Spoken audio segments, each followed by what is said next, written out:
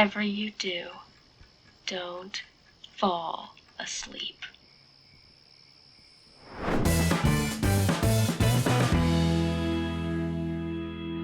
I tell you what, Mary, that extra hour in bed was completely pointless because I've not slept since about October the 12th. Has it been a horror of a week for you, Matt? I've been through hell. And a disclaimer, I cannot be held responsible for any of the language that I use in this episode. It's Halloween. It is. I don't know if everybody else will be quite as big a horror nut as you kind of I am. Well, not a horror nut, but just Halloween in general. Just everything about it. I love the decorations and the movies and the atmosphere, and I love all that. So I was in my element for this. Now, tell us how this is going to go, Matt. Yeah. Well, it's all rooted in the fact, really, that we're just so different. Because there's so much that I hadn't seen from the horror world, the horror not genre. Really a horror fan, are you, Matt? Really? It's not that I don't like them. It's just the end, and I go, yeah. Okay. You don't gravitate towards them. I think. No, that's definitely true. Whereas you watch them on an annual basis, like most of them, and you revel in it. You know, you bathe within the horror. That makes me sound really weird. So we knew we had a lot of films really that we had to fit in. Yeah. So this is going to be almost a rapid fire episode, comprised of micro reviews, basically, from all sorts of different categories. So you're going to be covering a lot of family favourites to classic horror to adult horror, and I'm just covering everything that was on my watch list because I haven't seen it you've before. Never seen. Absolutely. So we've got 8 movies each. We do. 16 movies in total. And we hope this will be 16 Halloween recommendations for the little kids all the way up to like really great horror movies for fans. So let's just give them a little bit of a background. So as we've said, Matt's not really a horror aficionado, let's say. So most, if not everything, am I right in saying you had not seen before? No, I've not seen any of these. Yeah, so this is a first-time watch for Matt, so which makes this an extremely interesting episode, and I have not heard any of his reviews. I don't know how he's felt about these, so this is going to be interesting for me. You can tell by my nervous laughter how this is going to go. That we may not see eye to eye at the end of this. But the thing is, a lot of people don't watch horror films because they will say that they just can't cope. You know, it's just that it's too much. But for me, it's not necessarily that. I don't watch them because I'm scared I'm going to be scared of them. It's just I don't always find them that clever. As a genre. I think there's been absolutely some standouts in the last couple of years. I think Us and Get Out and Hereditary, and it follows things like that have actually pushed the conceptual side. So I have enjoyed those a lot more. But this list there's some of the biggest names on the list of horror films. Really, I don't know how I've gotten away with it. Really, for so long. Neither do I, really. I'm glad that we did it because at least you've now ticked them off your list. Absolutely. And you, on the other hand, could probably quote half of them, if not all of them. Probably at least half, So for me, I've come from the complete other angle. I haven't watched that many horrors, actually, this year. I just haven't been in the mood. So for me, I have gone down more of a like family-friendly route. So the animations and just the ones that I've watched as a kid that I grew up with that I've watched umpteen times. They were the kind of ones that I was wanting to watch. Some of them I haven't seen for a couple of years or more. Really making use of your Disney Plus subscription. Yeah. You know, I have for some of them. So for me, I've had a wonderful time, as opposed to you. It's been a mixed bag. A mixed bag, but I guess we'll find out. We will. I'm very interested. We've got 8 different categories. So do you want to kick us off with your first one? Yes. Here we go. Rapid fire recommendations. Go! My first category is adult horror. And this is pretty much the only horror you're going to get from me, so, enjoy it. So the first one is, I'm going to start with my absolute favourite horror movie, which is Poltergeist from 1982.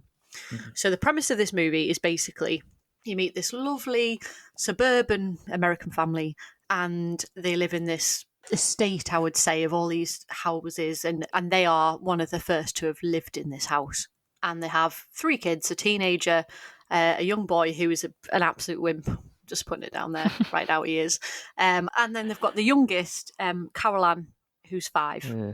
And right from the very beginning, something's not quite right. She's talking to the static on the telly. If you're old enough, you'll remember that the channels didn't actually always carry on all the way through the night. They used to stop and there would just be static. And she's talking to the static. And it kind of goes on from there, and it seems quite interesting at first. The chairs are moving, and it's like, oh, this is quite, fun. And then it's not so fun. And Caroline is taken within the house. She can still be heard, but she's not there. She's been taken by something, and the family have to try and get her back. That's the premise of the movie, basically. Now, this movie has Toby Hooper's name on it. He's the director. But there's controversy that it might have been Steven Spielberg who did the majority of the movie. It reeks of Steven Spielberg. Yeah, it has his name all over it. It is just so him, and I really do think it probably was him. It's just his complete style. It's not an out-and-out scare. It really isn't. But it's got some really great moments. So for me, the defining features of this were the cast. The cast is they really feel like a family. The couple feels real. They feel like they've lived in these characters for ages. And then also the house itself, it's so kind of cozy. It's like an American home. It's got posters of Star Wars on the wall, and it just feels real. So you're in that setting.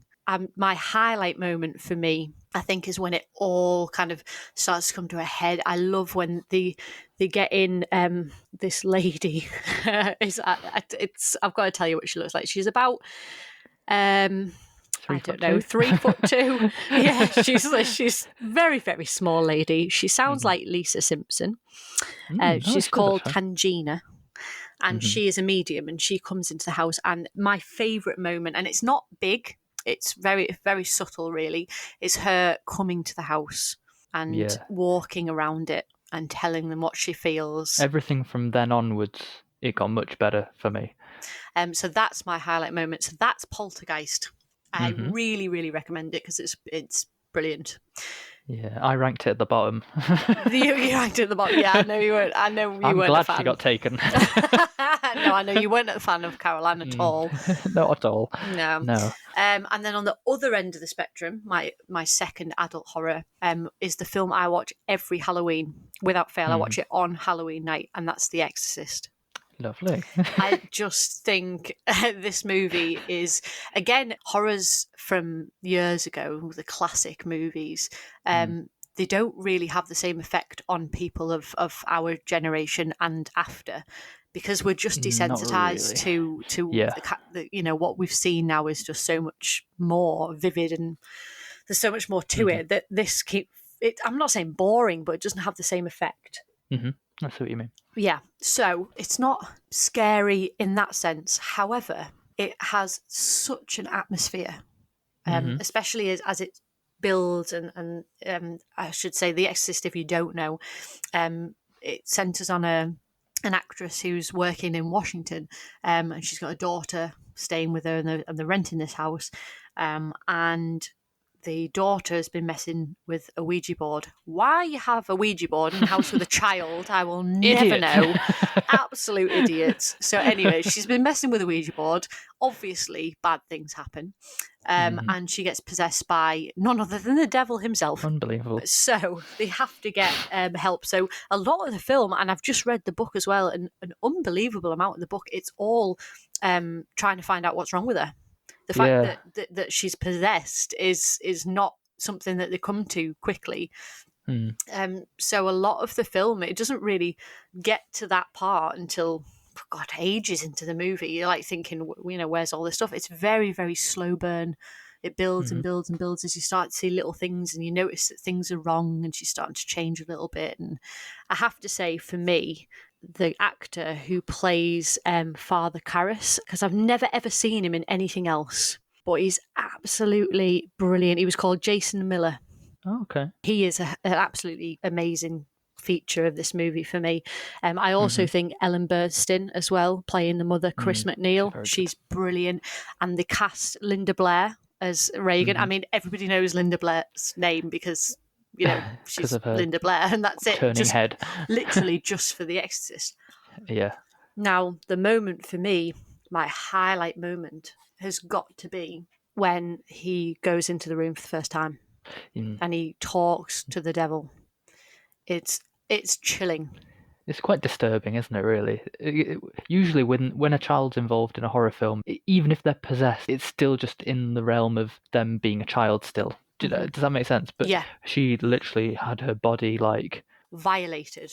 Yeah, absolutely the right word. It's very disturbing. To the point that they actually didn't use her for some of the scenes. They used an adult double because it was just too much for a young teen to be able to handle or want to subject to. Yeah. I mean, no crucifix should go in those orifices. I'm sorry. No, not at all. So this I would absolutely recommend for Halloween night. Yes. I would put this on. It is one to watch in the dark with the candles on. It really is creepy. Brilliant movie. So that's my 2 adult horrors, and it all gets nice and friendlier from there.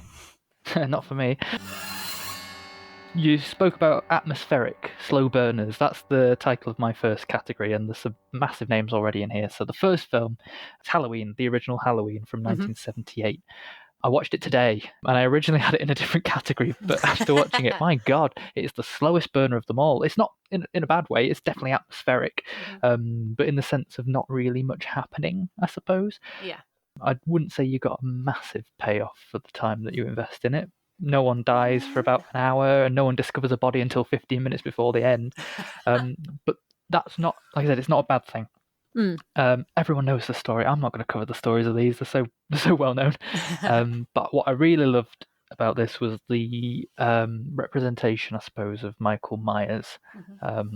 Initially, you start with just point of view shots, like looking through windows or through the eye holes in his mask.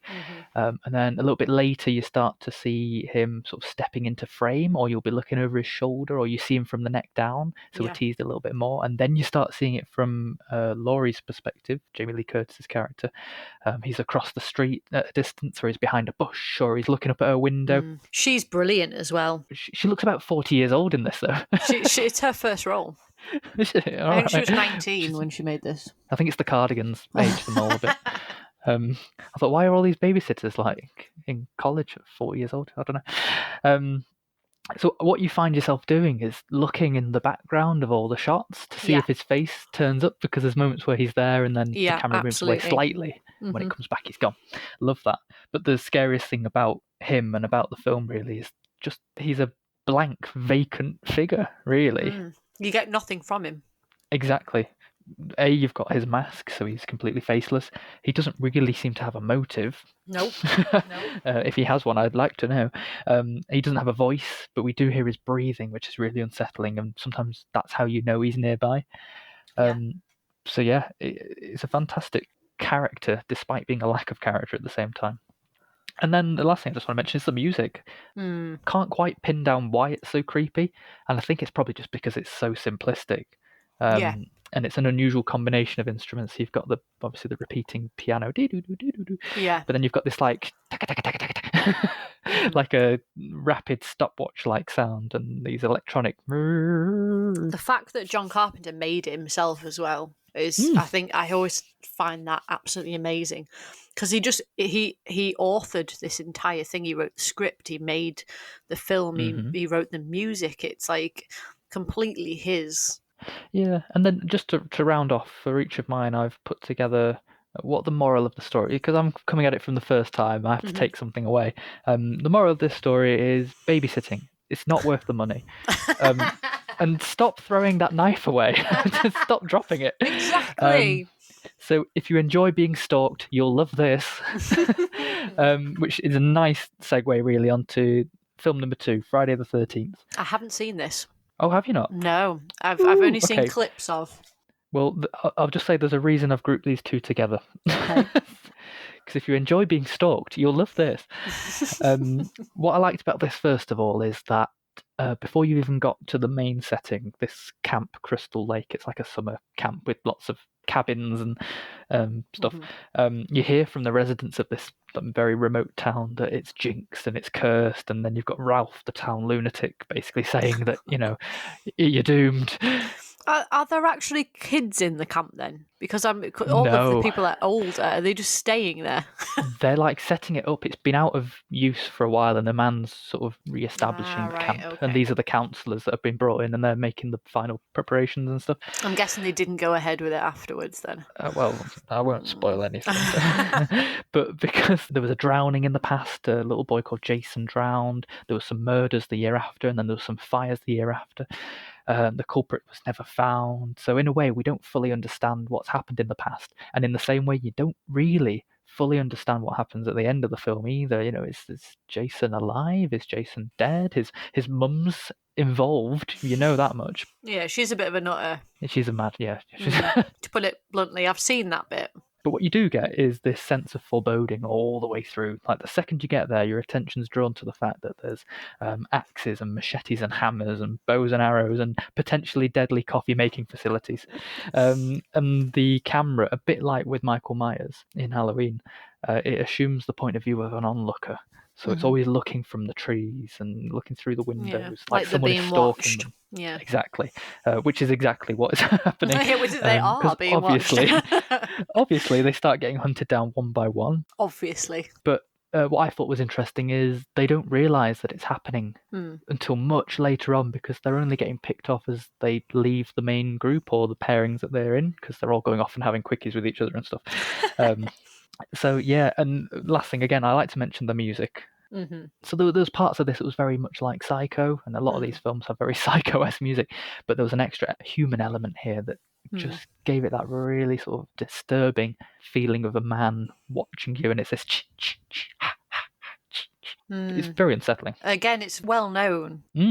It's such a huge element in a horror movie. I mean, it is in any genre, but for horror, it's key. It's one of the massive parts of the making of a horror movie. So overall, moral of the story, camping is dangerous, kids. Just always be supervised by a responsible adult. Preferably not one whose son drowned in the lake that you're going to be swimming in. And just always listen to the crazy person. They've obviously seen something. So yeah. That's the atmospheric slow burners. So my next one is Halloween staples. So these are ones you must watch at Halloween. I mean, I don't know anybody who's not watching them because they speak Halloween.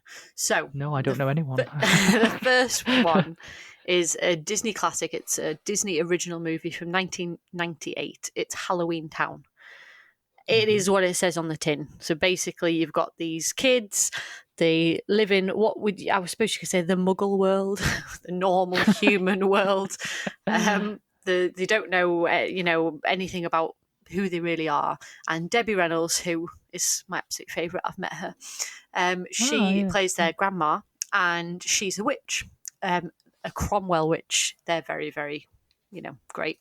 And their mother married a human and doesn't want them brought up that way, but they end up going to Halloweentown, and there's this big plot to take them back to the Dark Ages and take over the humans and rule them.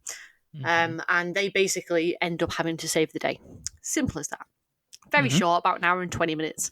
But just, it's full of colour. It's lovely. It's what a kid who is interested in Halloween would love. It's full of witches and ghouls and ghosts and all sorts of things like that. And it's so great for the family. This is really suitable for any age. I think 5, 6 would be fine with this one.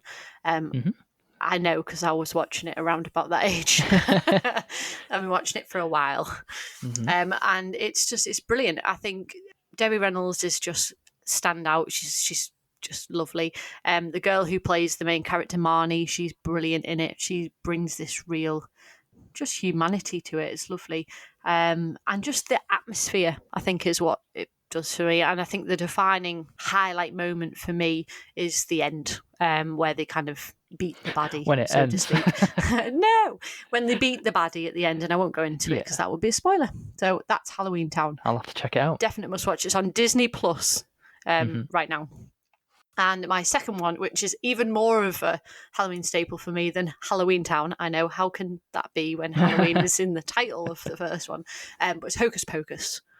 You just don't get any more Halloween than Hocus Pocus. It's just I have seen perfect. this one, but I can't remember it. And this one's more for the, I mean, don't get me wrong, you can watch it for as a kid, but this is more for like the teens, as you start to get to your teens.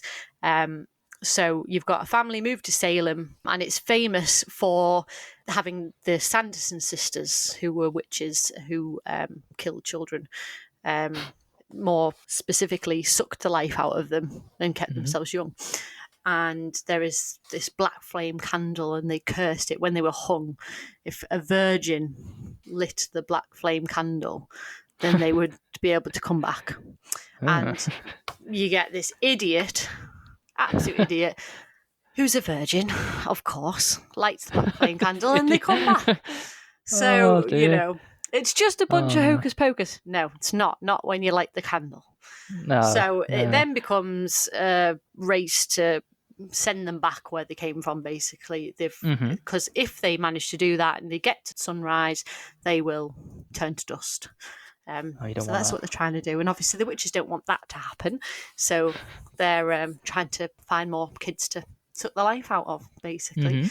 But this is just, it's brilliant. So key features for me, Bette Midler. Bette Midler. She's, oh God, she was just made for this. The script is incredible. It's so full of one-liners, and it's, like you said, I could quote the entire movie because it's so quotable. There's so many things. It's on t-shirts. I'm wearing my Glorious Morning Makes Me Sick top today.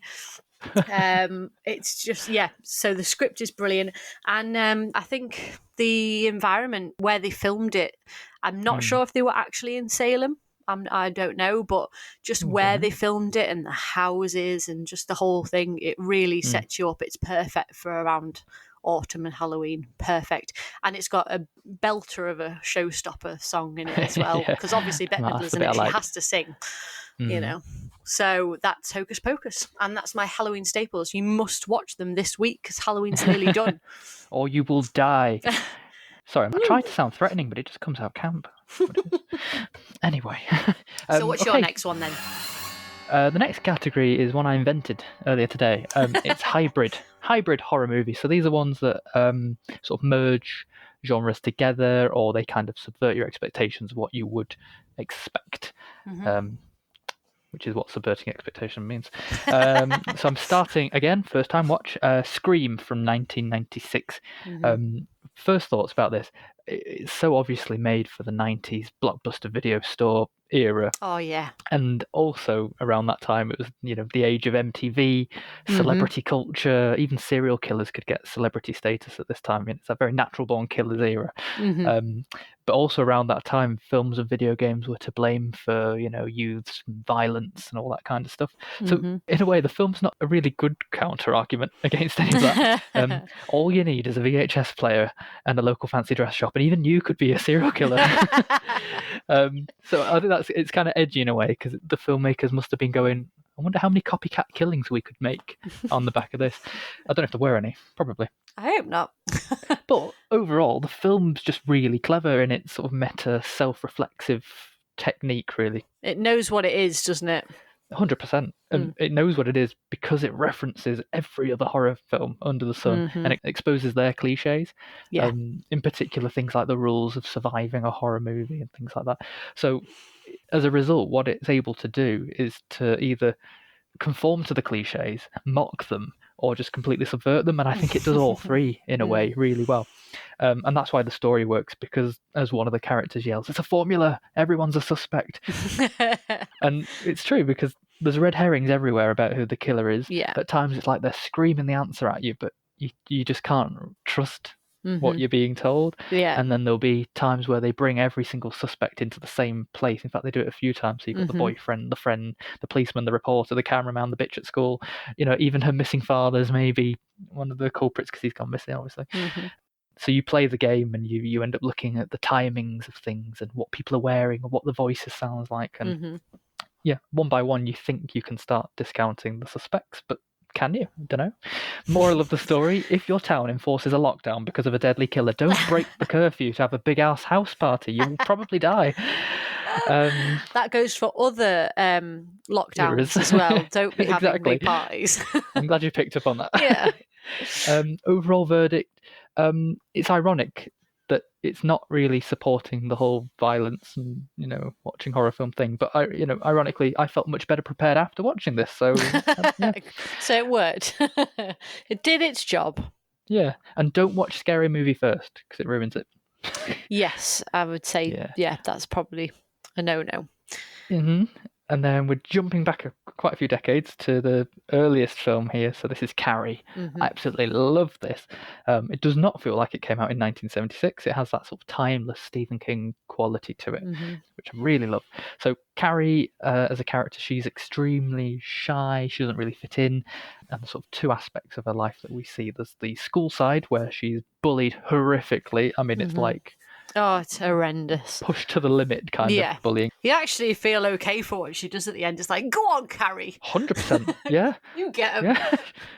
It's really interesting because obviously she's horrifically bullied right at the beginning because she gets her period in the showers at school and she doesn't know what it is. Her mum's a frigging psychopath. Yeah, so she's this preachy religious fanatic, i.e. she's God's gift and everyone else is a sinner.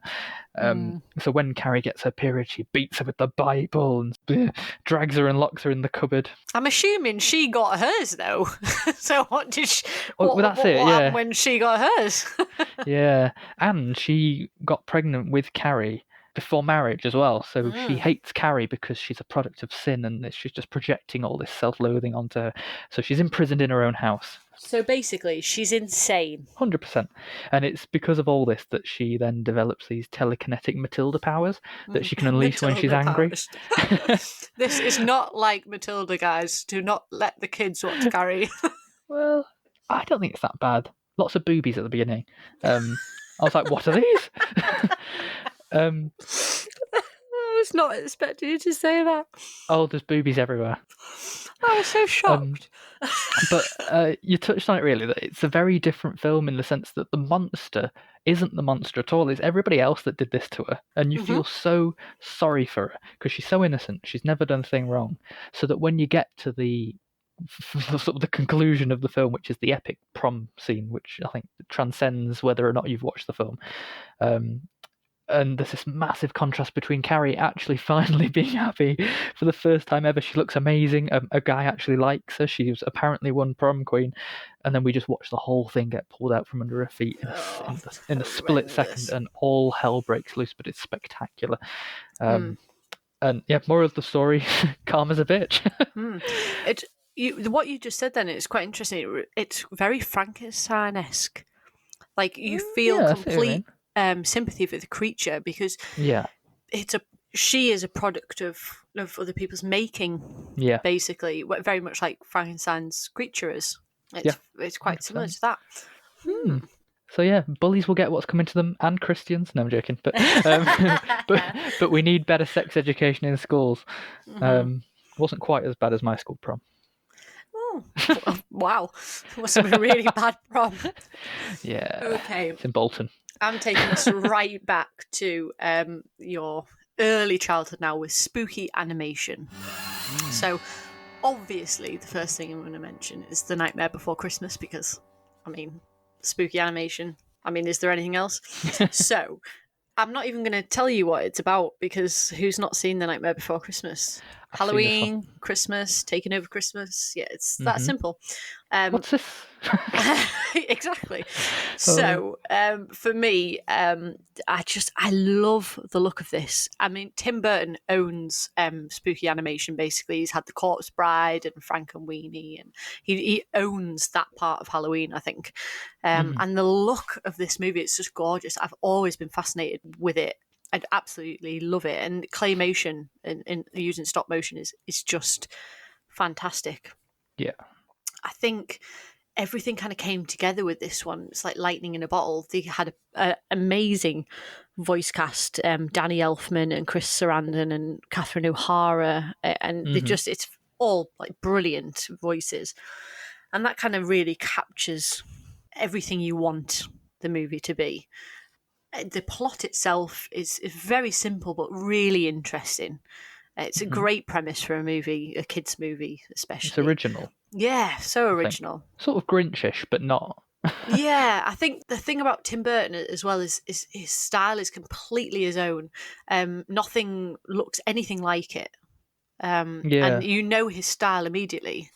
Was this the Henry Selick one as well? Yes. Yeah, so it's very much like nothing you'll have seen. None of the creatures, nothing looks like anything else, and nothing has since. And I think that's what really works for it. And obviously the other thing is the songs. They're just brilliant. Danny Elfman, it's full all the way through. There's a great score all the way through. There's music throughout this. There's rarely a moment without it, whether it's the score or the songs. And my highlight moment of this is what's this? I absolutely love that scene. I really do love it. So that's it. That's The Nightmare Before Christmas. Cannot recommend it enough. My second one, again, Tim Burton, because there isn't really anybody else you can go to, and that's Frankenweenie, which I rewatched this year. I have only seen it, I think, once or twice before that, and it's a gorgeous film. It's on Disney Plus at the moment, so you can check it out now. And this is based on the Frankenstein story, but with a boy and his dog. So his dog dies in an accident, and he brings his dog back to life, basically, and then the story goes from there. It's so clever, this movie. It's based on a short that he made at Disney in I think it might have been the 80s, before he got fired from Disney. That's right, yeah. We did mention this. Yes. I remember this. Yeah. So I'd have made him crawl, me. Yeah. But you want my Frankenweenie now, don't you? Yes.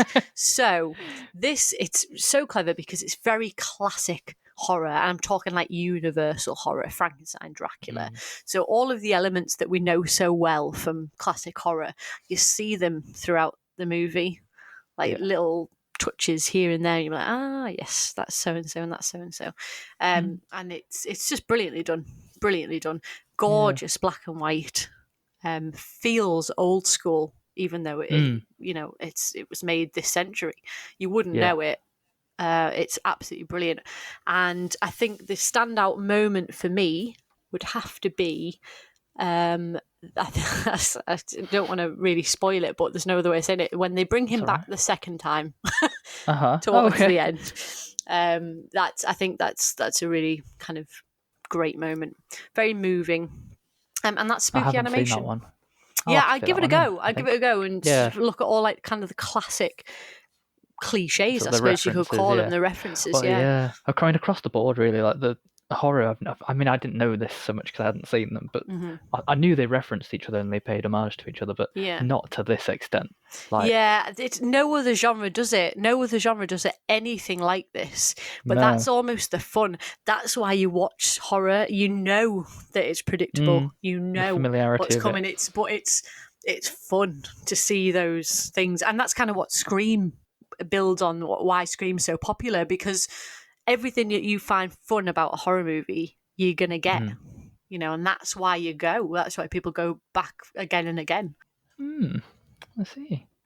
So I give That's that one a good go. Point. Okay. On to you. Right, next is a category that you can tell I just made up out of the blue. Practical effects was the link here, I think. So I'm going to start with A Nightmare on Elm Street from 1984. Before I get onto the practical effects, I've got to say I love the idea of the concept of this don't fall asleep, because you know that you can't stay awake forever. Sooner or later, you are going to have to face Freddy Krueger. I'd prefer Freddie Mercury if it was an option. Well, I just wrote Freddy and I forgot. But then there's parts where you're sort of tricked as well, because is the character asleep?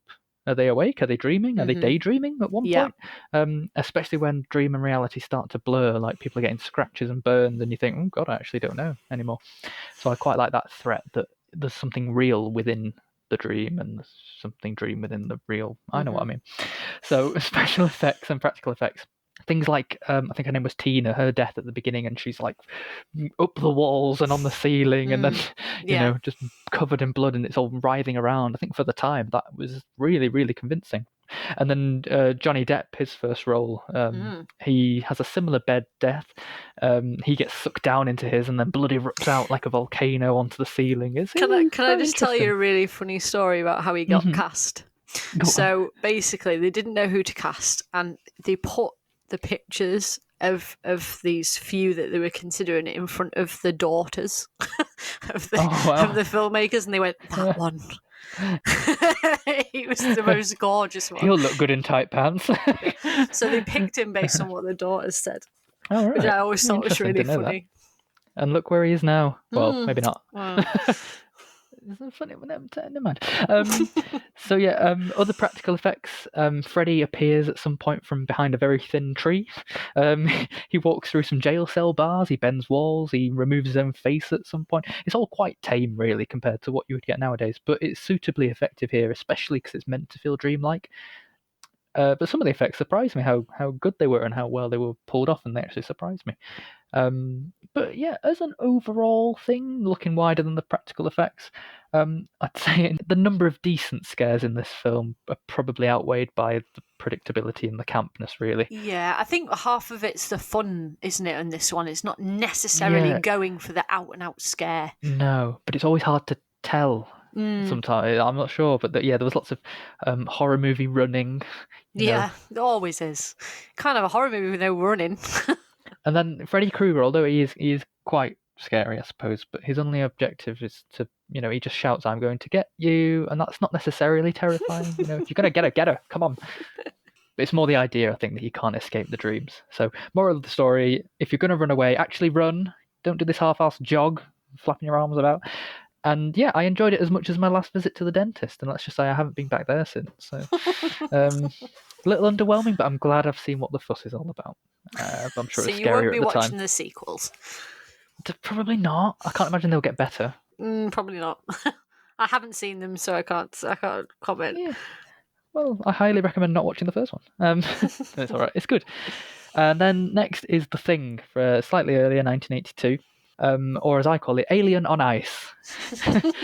Same basic premise as Alien, with single isolated locations. This is like a scientific research base thing in Antarctica, and then there's a crew of scientific colleagues who are all picked off one by one by an alien being that was discovered under the ice. Now, I think an element in this that some of the other films are lacking is this mystery. I think it elevates what a horror film can be. So here the characters have to work out what the thing is, where it came from, and what it's capable of in order to stop it. Again, it's quite like Alien. But there's also an added extra threat that if it escapes, it can spread throughout the human population. The whole world would be infected within less than 3 years or something. And on top of that, because the creature mimics the biology of whoever it infects, it means that the crew can't trust one another. It blends in. So they start becoming quite divided, taking sides and turning on each other. So I thought there was an extra added element there of like looking at human nature and how, a bit like with Lifeboat in Hitchcock, how people react when you're stuck together and you don't trust anyone. In terms of practical effects, this is great, really. Like Alien, I'm going to keep saying that, all these alien human animal hybrids and transformations, they're quite gross and biological looking, which makes them, I guess, quite realistic, even though they're completely unrealistic. Quite a clever balance to get. And just watching something like a man turn into something completely other is quite disturbing. But yeah, moral of the story is we can't let the polar ice caps melt. Fuck knows what's under there. Really enjoyed it. I don't remember a lot of the film, I'll be honest. But the thing that stands out, and I have not forgot it, is the blood testing scene. That was very good. So well done. It just built in tension. Yeah. You were just waiting and waiting. It's the Poirot moment at the end of Who Done It. It was great. I really, really liked that scene. I thought it was probably the best in the film. It really stood out for me. Mm-hmm. No, I agree, actually. Felt bad for the dogs, and I'm going to get onto this. Dogs dying in these films. Stop it. No, don't hurt the animals. kill as many people as you like, but leave the animals take the alone. children. Take the children. Okay. Anyway. So my last section is family favourites. So this could be any family, or it could be my family specifically, because I know that we watch these a lot growing up. So I'm going to start with Casper, actually, because I want to save my favourite till last. So Casper came out in the 90s.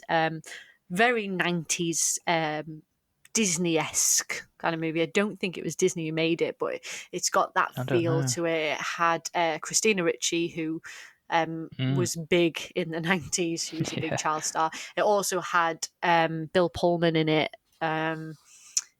So you had that kind of regarded actor, highly regarded actor. And Casper, who it was so well done. I think it was based on, was it comics? Casper was a comic, was it? Or a cartoon or something. And this was the first live action making of it. And it's a great family movie. It goes into a little bit more detail in the movie how Casper became Casper. And there's 3 extra ghosts, cousins or his something, uncles. His uncles, that's the one. I can't remember the names of them now. No. I think it's like Stinky's one, definitely one, an old one. Yes, that's right. Yes. One of them's called Stinky, definitely. Yeah. And then you've got Lardarth and something. Stretch, Stinky, and Fatso. That's it. That's not the Lardarth. names. That's the names of his uncles.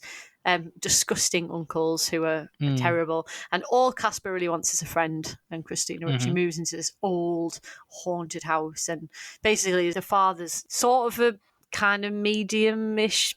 Well, it's not even a medium. He's kind of like he's a doctor trying to help people, but really he's chasing after the ghost of his wife who died, and he's moved to this big haunted house, and it all goes from there. But I can't even highlight why I like this so much. It's just one of those pure 90s family movies. It's just great. It's one of the ones I'd seen. In fact, I watched it not long ago because I was hoovering my room with the handheld Hoover, which isn't. Hoovering your room. Yeah, well, I thought I'll put it on, and it just sort of stayed on afterwards. I just kept it on because I remembered it. I was remembering it. Yeah, I think most family 90s kids films you would just keep watching. I think that you have that element to them that's really great. So I'd really recommend it. It's suitable for kids of any age, really. I would say 6 plus. Because there's nothing really anything in it that's remotely bad. So I'd say this is a great one to watch. But it's not available anywhere. So I had to watch my DVD. It's not on any of them, which is terrible. It's coming up to Halloween, and Amazon, Netflix, or Disney Plus don't have Casper. It's terrible. You want to do something about that. Yeah. Absolutely. And I'll save my favourite to last, because this film is I just absolutely love it. It's part of me, this movie, and it's the Addams Family. Absolutely adore this movie. Yes, I heard the clicks. I did the clicks. It is just... they've done it multiple times. It's been done on TV. There's been movies. There's been animated movies. There's obviously just been an animated movie last year. Yeah, that has. But nothing captures it quite the same as the 1991 movie does. It's none of them have matched it in my opinion, because it is perfectly cast, and it's another one of those. It's a bit like The Witches, funnily enough, which I will be watching tomorrow. I would have watched it tonight, but we're recording this because it's just come out on Netflix. Irregular schedule this week. Yes. It's a little bit like The Witches, the 90s version, in the fact that it's grown up. It's not playing down to children. They're just playing it straight, which is what The Witches does pretty much.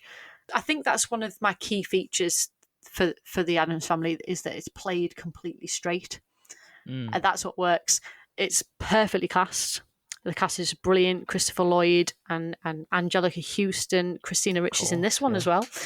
And it's brilliant. I love them. But for me, it's the script. So just like the lines in this, what makes it so funny is the fact that it's the opposite of what normal is. So, for instance, just as an example, please pass the salt. And Morticia says, what do we say? And Wednesday goes, now. Like, it's stuff like that. It's, hilariously funny. It's the opposite of what you would expect.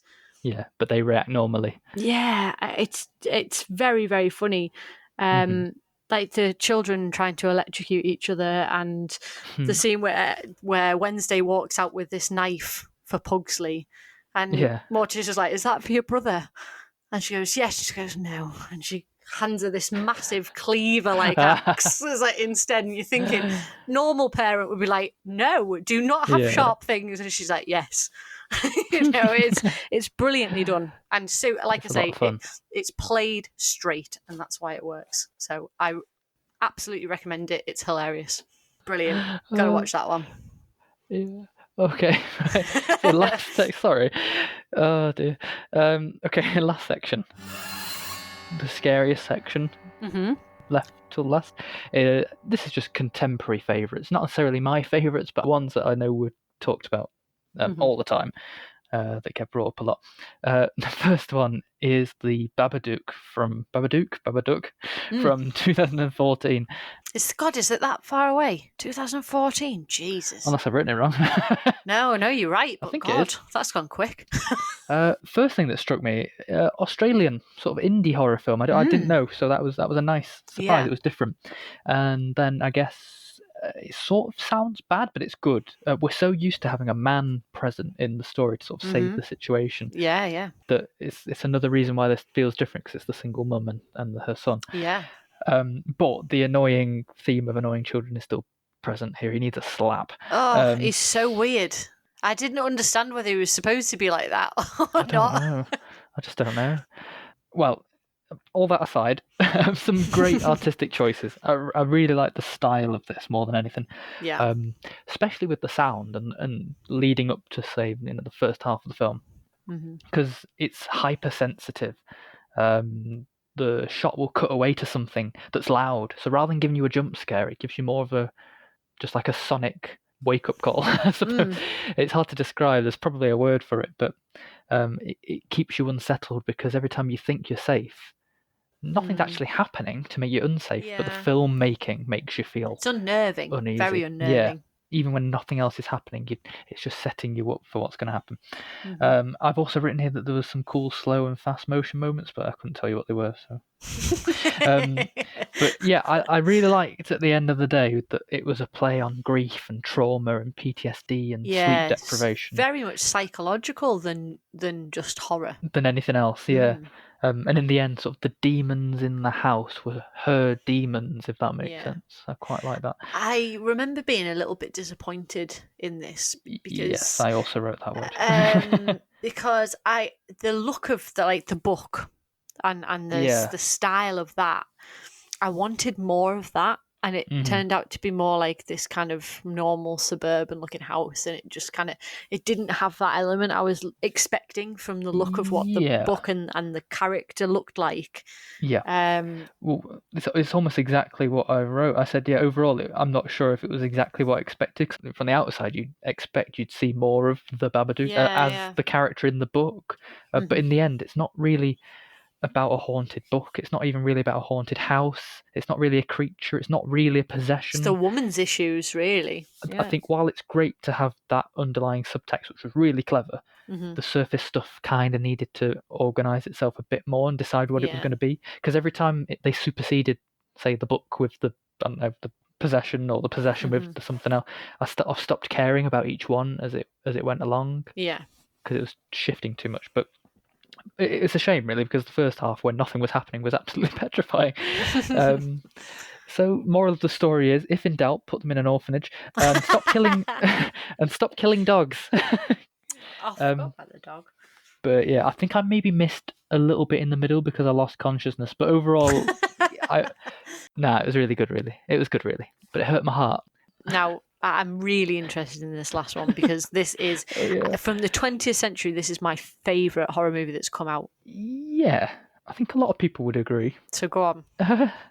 What are we talking about? This is The Conjuring from 2013. Based on a true story that probably never happened. Big turn off for me in horror films. Don't tell me that. No, it's not. Well, you don't know. No, I do. And literally, you're just setting people like me up to just be more skeptical than trying to actually absorb me and what you're going to show me. Don't bother telling me it's a true story. Let me decide whether or not I think it's realistic enough. That was point one. But I thought I've got some good points in here actually. God, they're really trying to make paranormal investigation cool. You know, they were like superheroes. Like, what do people call you? Well, some people call us demonologists. Some people call us ghost hunters. We just call ourselves Ed and Lorraine. It's like a bad X Factor duo. I really want to read their book. They have a book. I really want to read it.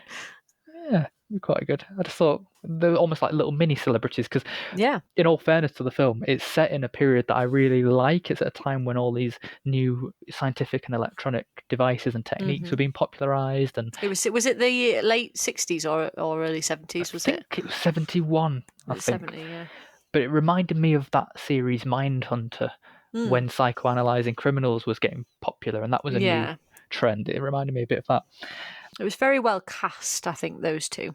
Yeah, they looked a little bit modern, like, you know, really perfect Hollywood 21st century teeth and stuff. But yeah, don't think they can help that though. Makeup, unless they want to change their teeth. Yeah, but... no, too white. No. So this was directed by James Wan, wasn't it? Who previously did a lot of the producing of very similar stuff. He did manage, I will say, to bundle all the cliches in. So we've got creaking doors, slamming doors, knocking doors, rocking chairs, bruises, giggling, dead dogs, please stop killing the dogs, wardrobes, picture frames, smelly demons. Smelly demons, is that a thing? Yes, it's the smell. Favourite line in the film was when the possessed mum takes some of the kids back to the house, and on the phone they've just heard that this happened, and he said, "The girls say she smelled like rotted meat." It's a bit harsh. Yeah, they sort of crammed everything in: ghosts, demons, exorcisms, witches, children, creepy dolls, possession, possessed objects. Yeah. It's a bit too cluttered, I think, but I liked with this one that the stakes felt high. People were actually genuinely getting hurt and ravaged in the night. Yeah. Those kids could have got killed. Absolutely. Why didn't they? One criticism, I don't think we needed to see and hear the ghosts so much.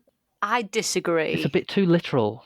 I love that, and I loved the Bathsheba storyline about, you know, the witch. Oh, the witch. Sorry. Yeah, the witch. Clearly paid attention. Yeah, she was the one who jumped off the wardrobe. Scariest fucking moment in the whole film. I went to the cinema to see this, and I swear to God, my sister nearly broke my fingers. I think that, like, for me, putting a face to the unknown kind of ruins the unknown. There's something about that for me. I like being left to imagine it a little bit. But the voice, like, they literally had people whispering to them going, "Hello, come over here." And I thought, that's not that's just a normal I'm the person's opposite. voice.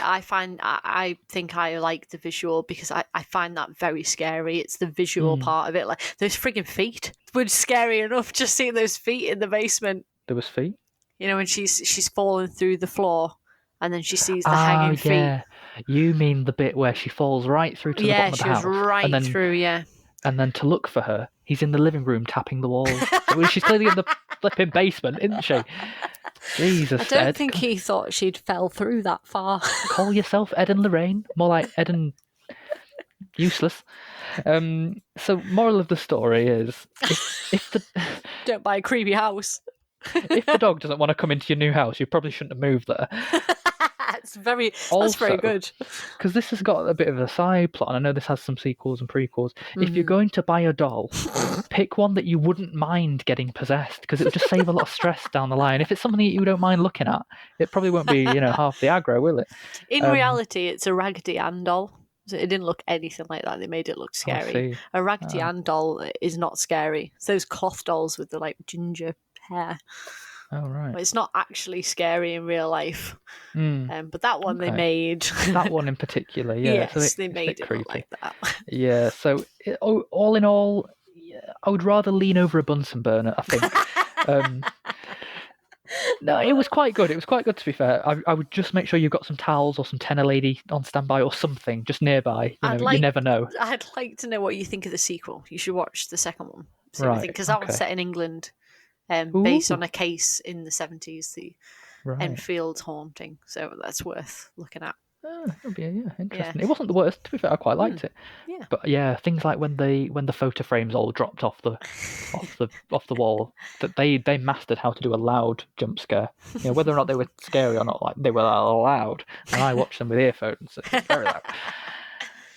So that's it. 16 movies in an hour. You lucky lot. Hopefully you've found some really great recommendations there for the next few days or Halloween itself. Probably already watched them. You've probably already, if you're anything like me, you've probably watched them already and have been for the last 3 weeks just to get prepared for Halloween. I hope then, more than anything, hearing a 27-year-old ex-film student's impression of these very famous, highly films. Regarded horror movies. Yeah. And what Matt would rather do instead of watching them again. I like to think that I see something that other people wouldn't see. Don't know if that's true or not, but just, the dogs have to stop dying. Yes, I would absolutely agree with you there. It's not fair. So always the dog. They've never done anything wrong. It's not right. No. It's terrible. Not right. So if you were to, let's say, recommend one of these films that you've said today, which one would you put on a pedestal? Oh, God, that's so difficult because they're all like that for me. Can I pick two? One adult and one kids? Go on, let me. It's Halloween. You can, yeah. Okay. So, even though it's my favourite, I'm not going to say Poltergeist. I'm going to go with The Exorcist because I think if you're going to watch one for Halloween, it's got to be The Exorcist. I think you've just got to. For the atmosphere, it's so creepy watching it on Halloween. And then for the kids one, I've got to go with Hocus Pocus because Hocus Pocus is becoming huge. Have you noticed? It's everywhere. Everyone's talking about it. Sort of. Quoting, and it's becoming this huge thing. Yeah. I think it's been out long enough now. A lot of the other 90s ones where the next generation's actually interested now. Yeah, and they've just announced a sequel that all three are coming back for as well. So. Yeah, of course. I've just realised that the scariest thing in this episode was me referring to the next generation. That we're no longer a part of. We're in the last one. You're as young as you feel. Yep. That would be about 50 12, if you go by my body then. Creaking knees, bad back, terrible eyesight. Just a corpse at this point, aren't you? No offence to 60-year-olds, I'm sure some of you are fine. It's a fiddle. I'm going to recommend Carrie this week. Of course you are. Really caught me. It's been on my list for ages. Mm-hmm. I can't remember why this one was on my list more than others. I think just more of a curiosity thing and the Stephen King element. But I just absolutely loved it. It was nearly perfect. If they hadn't have used the Psycho music, which for me was a bit of a distraction, because using that in the most intense moments of your film, but by consequence making you think about a different film, kind of takes you out of what you're watching. Most people probably wouldn't think about another film. I think it's just you being the film person that you are. We sort of go, you're in the story, and then something big's about to happen, and it goes, wee, wee, and you think, oh, that's Psycho. And then you start thinking about Psycho for a bit, going, is it? Isn't it? Yes, it is, actually. But actually, no, I genuinely thought it was brilliant, and it's got a very high school film feel about it as well. I said it was a bit like Grease and Mean Girls. Yeah, I haven't like that. Read Carrie. It's one of the ones I haven't read, but I have heard that it's one of the better adaptations of his books. Right. And that's it. Absolutely. 16 recommendations, and hopefully something for you. And we've got a big break now, haven't we, Matt? We're going to have a rest. This is technically, I suppose, our 1 year anniversary. We probably recorded our first episode around this time last year, so we've actually done a year of podcasting. So yeah, we're having a mini break. Yes, just to celebrate. Yes, we're going on holiday. Yay! Sort of. Love it. So we'll be back sometime in November or December, and until then, enjoy Halloween. Yeah, indeed. And get excited for Christmas. Oh, it's not far off, is it? Well, I will be well into my Christmas films by the time we come back. by tomorrow afternoon. No, 10th of November. Come right, on, sorry. save every year. I should have known. So it's bye for me. Yeah, and goodbye from me. Sleep tight.